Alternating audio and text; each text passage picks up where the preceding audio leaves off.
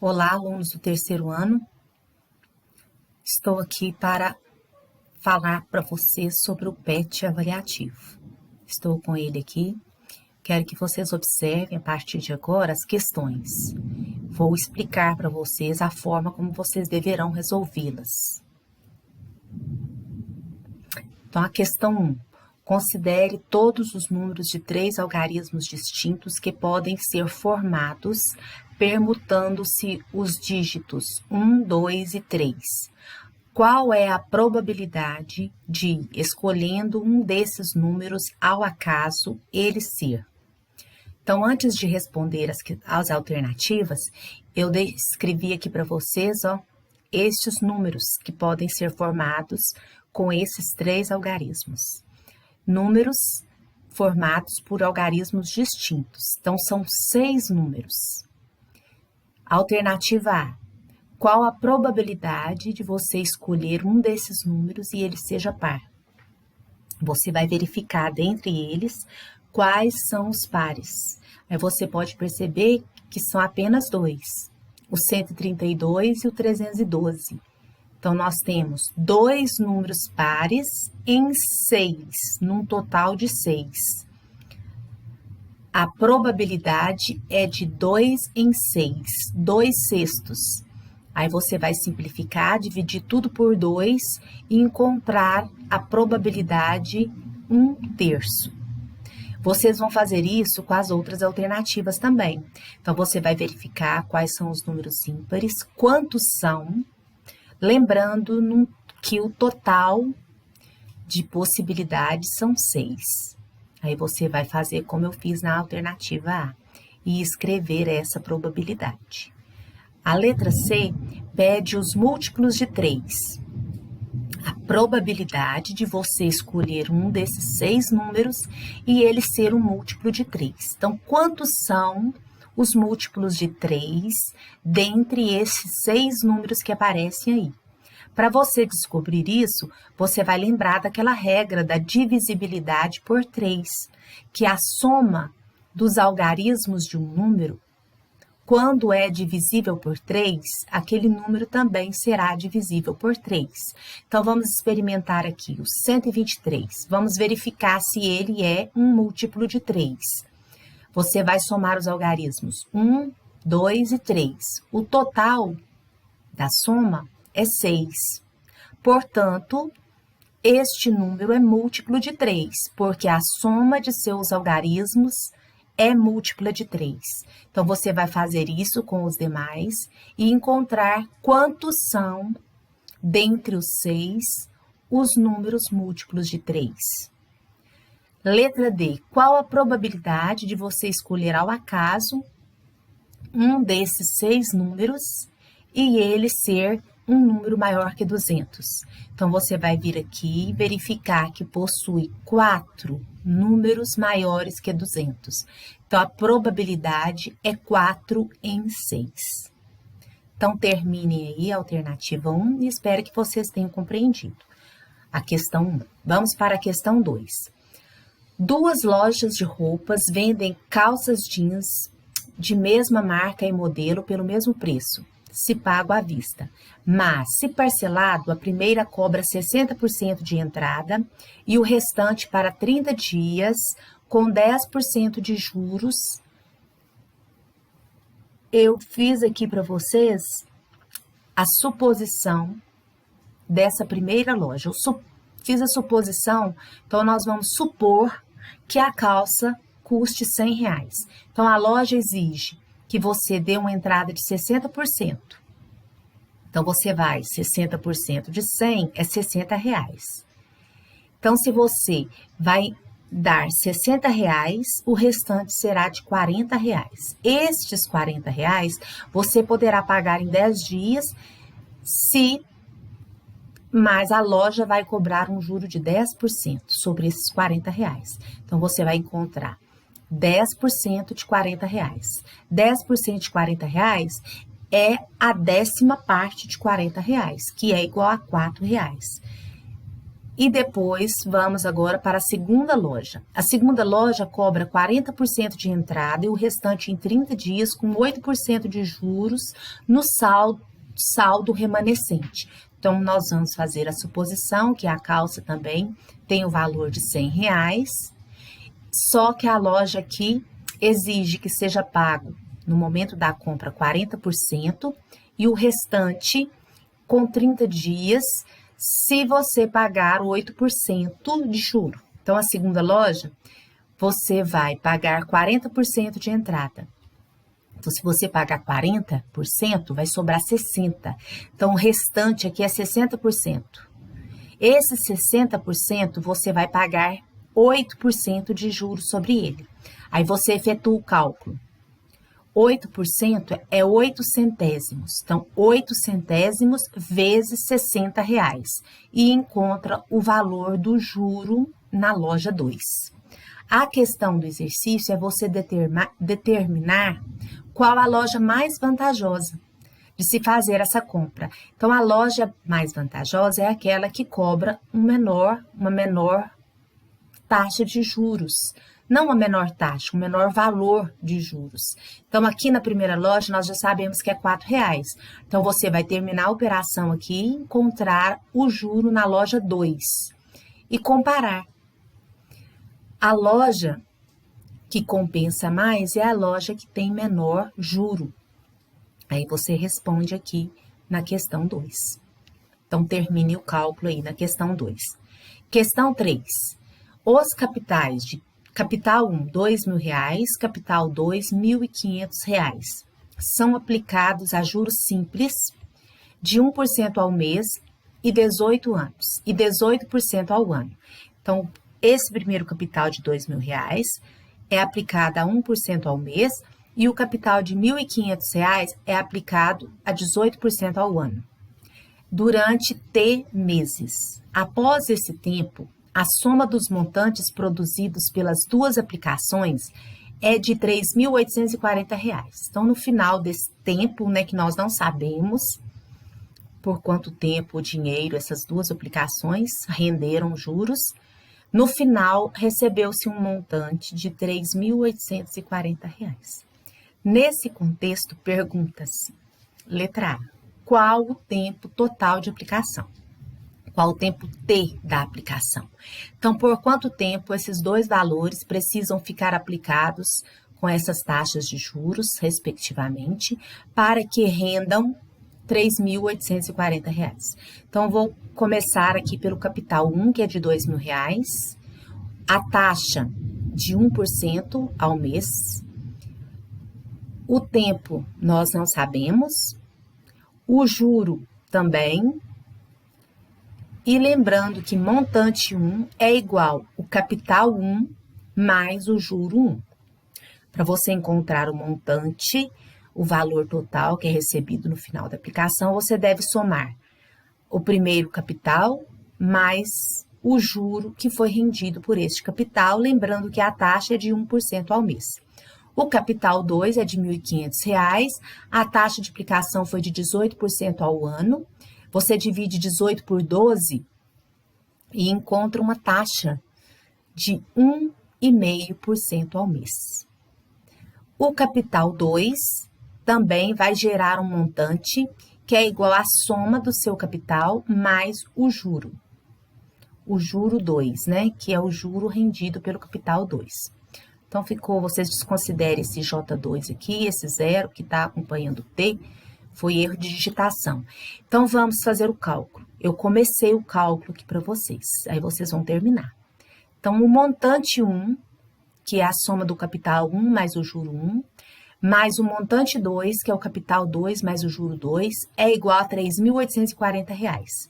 O capital 1, que é de R$2.000, mais o juro, para você encontrar o juro do capital 1, você vai lembrar da fórmula, aquela fórmula capital vezes taxa vezes tempo.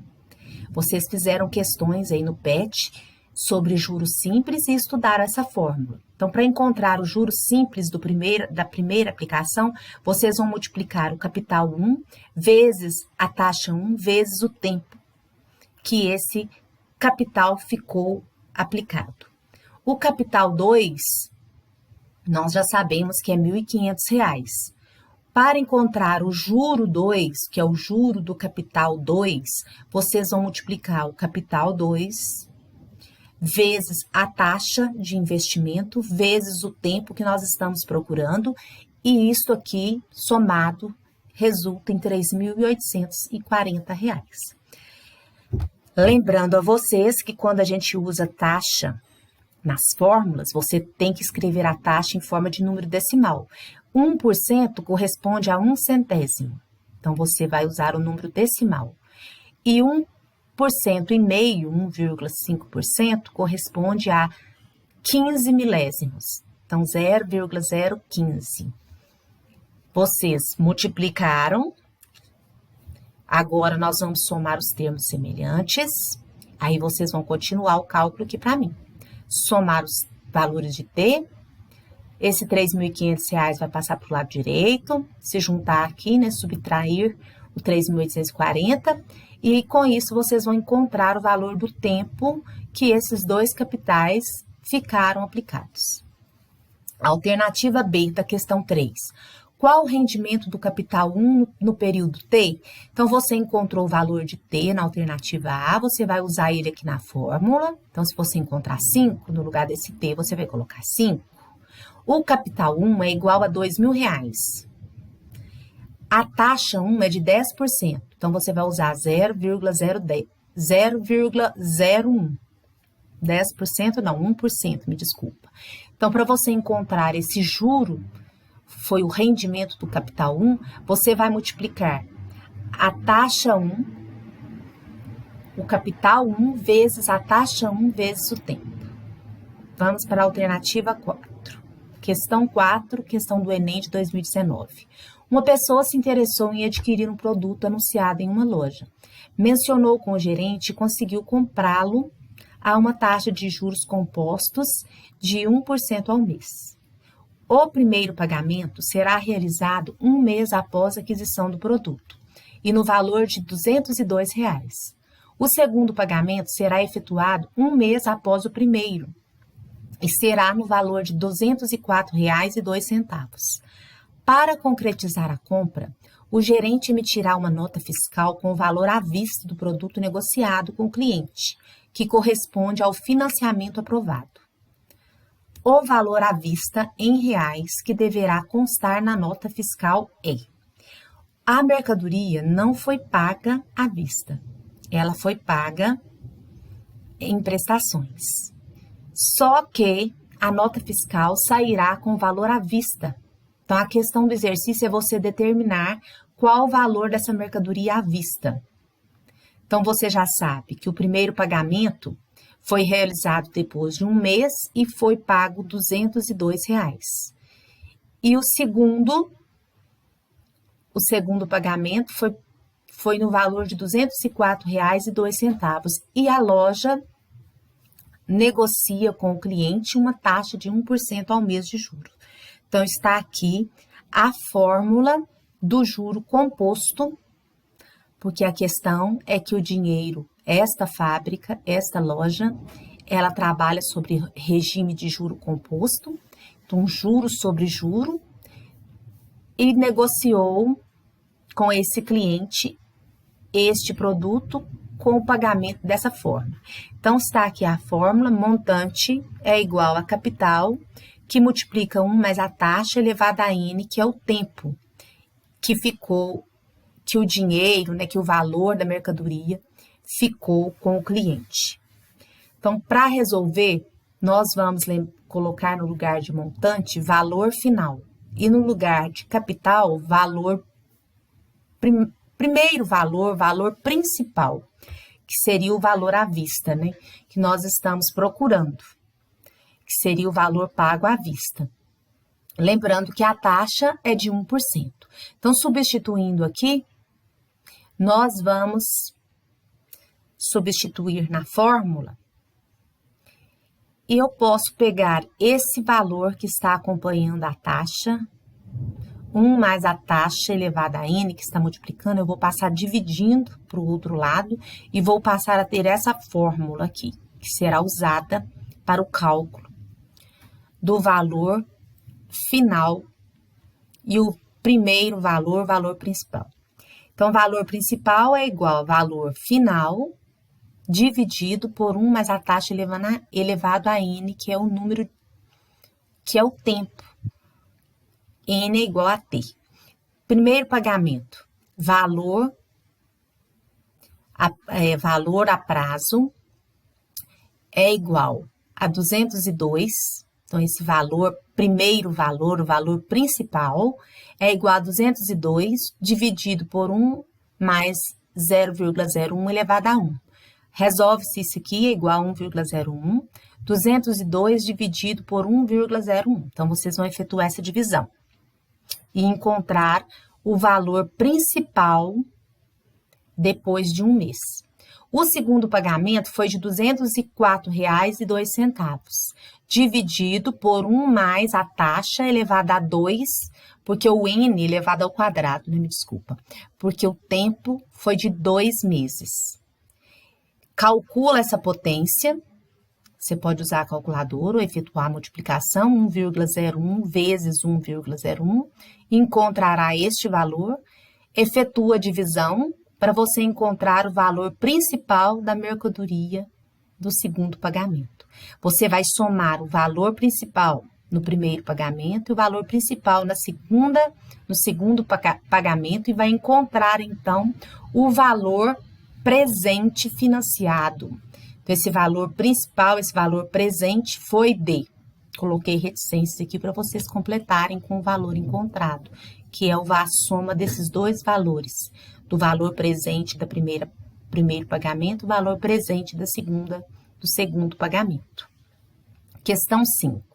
Durante uma aula de matemática, o professor sugere aos alunos que seja fixado um sistema de coordenadas cartesianas, x e y, e representa na lousa a descrição de 5 conjuntos numéricos. Conjunto 1, 2, 3, 4 e 5, como se segue. Conjunto 1 é a circunferência de equação x ao quadrado mais y ao quadrado igual a 9. Então, por esta fórmula que representa uma circunferência, nós podemos encontrar as coordenadas da circunferência. Então, como não tem mais nenhum número aqui acompanhando x, a circunferência tem centro 0, 0 e o raio é a raiz quadrada aqui de 9, que é 3. Então, essa circunferência tem centro 0, 0 e raio igual a 3. Vamos agora olhar o conjunto 2. É a parábola de equação y igual a menos x ao quadrado menos 1, com x variando de menos 1 a 1.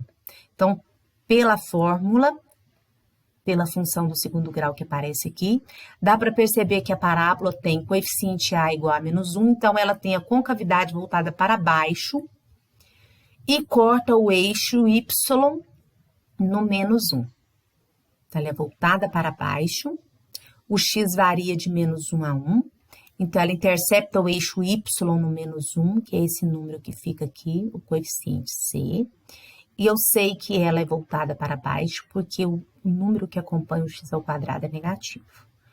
Conjunto 3 é o quadrado formado pelos vértices. Então, nós temos aqui as coordenadas do vértice. Se você juntar esses 4 vértices, você encontra um quadrado.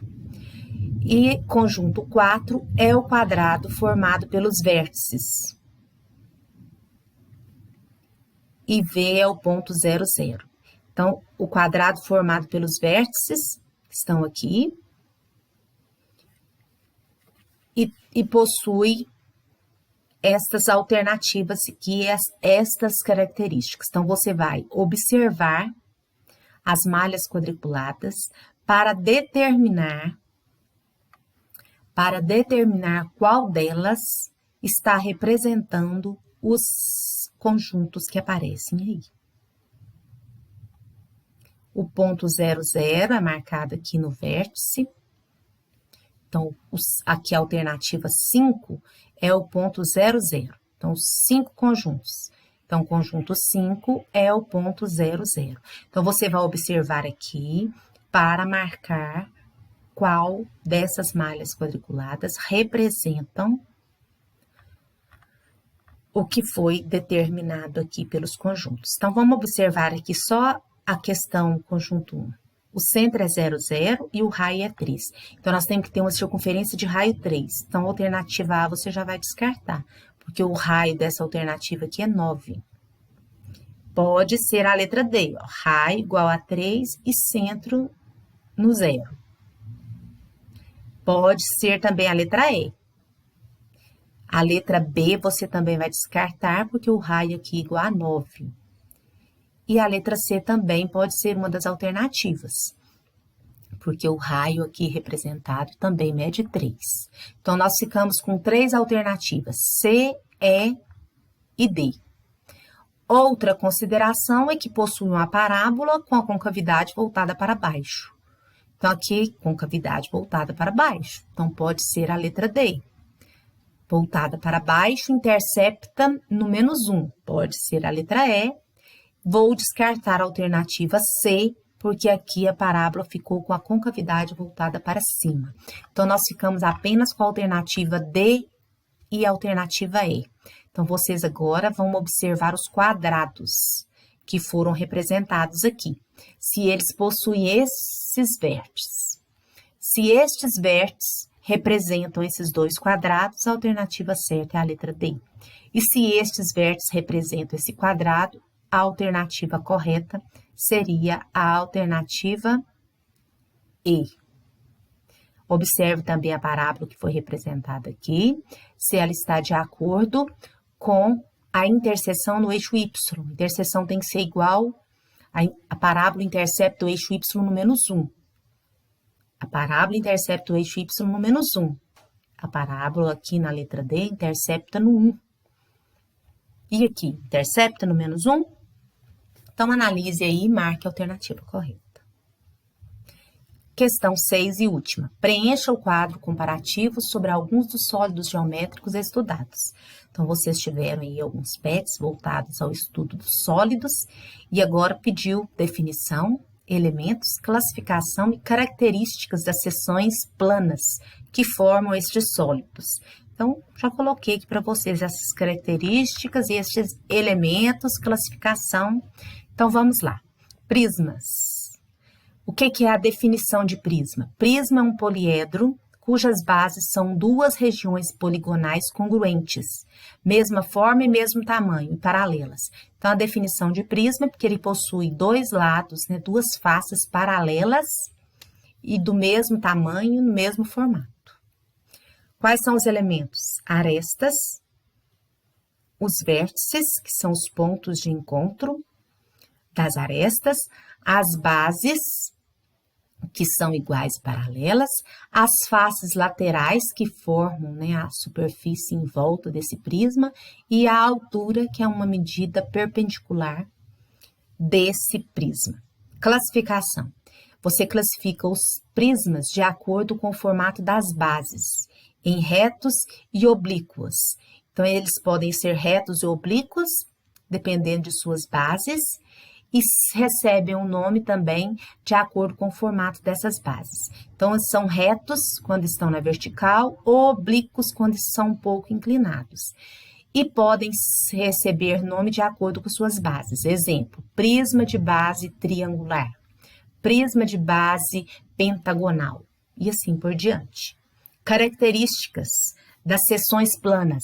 As seções planas são os polígonos que formam esse sólido geométrico, que forma a superfície desse sólido geométrico. As bases são dois polígonos congruentes, como já tinha dito, e todas as faces laterais têm a forma de um paralelogramo. Faces laterais em formato de paralelogramo.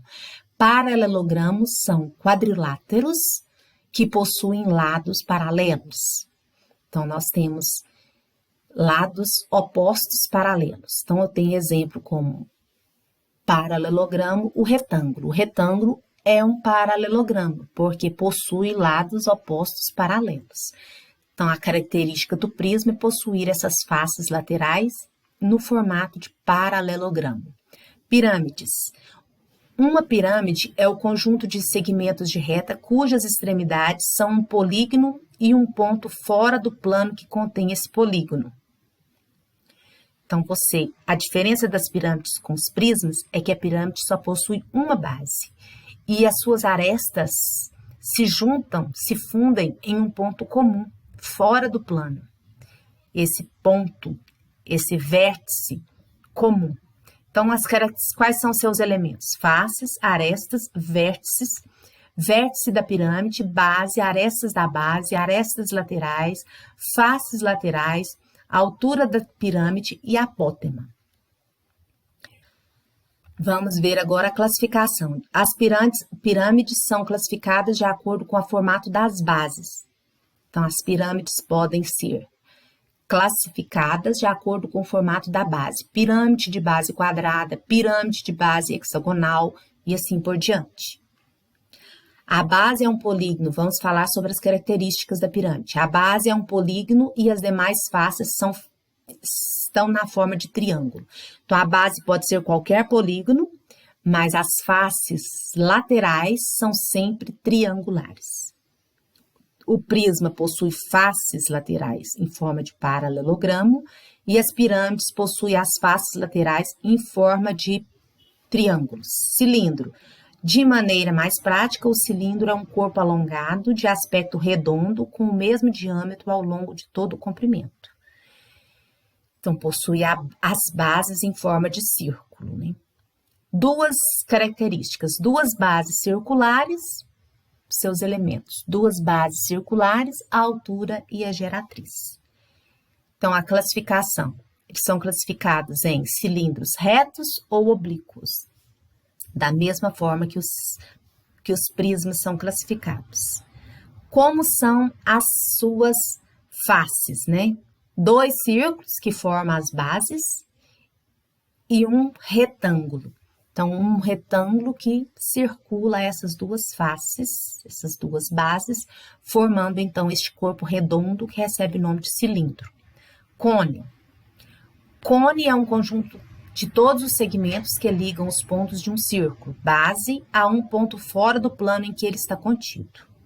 Então, o cone possui uma face, uma base apenas, no formato de círculo, e em volta, né, a sua face, o círculo maior vai rodear essa base e se juntar em um ponto que ligam à base esse sólido geométrico. Quais são os elementos? Base, eixo, vértice, altura e raio. Então, você pode determinar o raio da base do cone, a altura do cone e assim por diante. Eles são classificados em cones retos ou oblíquos. E as suas características, as características das faces são um círculo e um setor circular, que fica na superfície, formando, então, este corpo redondo que recebe o nome de cone. Então, só vocês lembrarem e terem na mente o formato desses polígonos que foram estudados, desses polígonos, não, desses sólidos geométricos, né? E lembrar o formato dos sólidos e suas características. Então, é isso aí. Logo após as atividades, pede para você fazer uma autoavaliação. Então, faça aí de acordo, né, com o que você aprendeu, sobre seus conhecimentos, sobre um pouquinho que deu para conhecer a matemática com esses PETs, né, que foi um estudo longo, muita atividade que vocês fizeram. Tenho certeza que alguma coisa ficou aí na sua mente e você vai marcar aí de acordo com o que foi aprendido por você. Então, um abraço, fiquem com Deus e bons estudos. Tchau!